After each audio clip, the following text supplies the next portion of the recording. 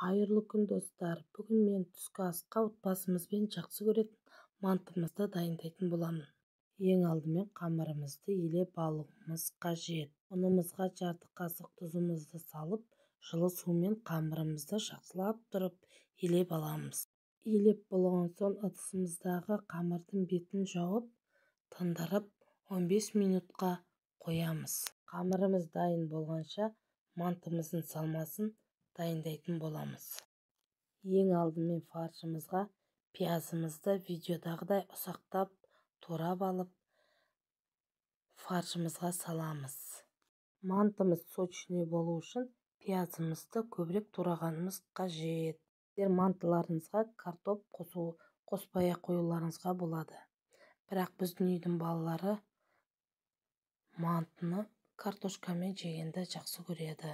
Енді жақсылап мантымыз тәтті болу үшін үстіне тұз бұрышын қосып, үстіне сұйық майын қосып, жақсылап тұрып араластырып аламыз. Жақсылап араластырып болған соң фаршымыздың бетін қақпақпен жауып қоямыз. Ал енді қамырымыз дайын болған соң қамырымызға ұн себе отырып, оқтаудың көмегімен нанымызды жаятын боламыз.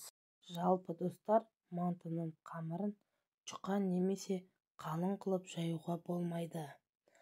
Мантының қамырын орташа қылып жаюымыз қажет.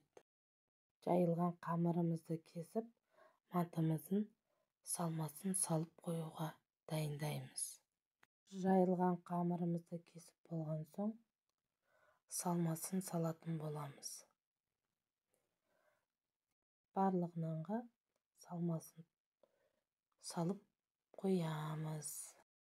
Асықпай сосын мантымызды түйеміз. Түйіп болған соң истімізға сұйық майын жағып, біртіндеп мантымызды әдемілеп саламыз. Мантымыздың суы дайын болған соң мантымызды пешімізге қоятын боламыз. Мантымызды 45 минут пісіретін боламыз.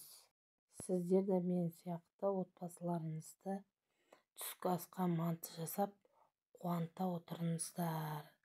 Егер де менің жасаған видеом сіздерге ұнайтын болса, лайк басып, комментария жазып, менің каналыма тіркеліп кетеміз. Ас болсын!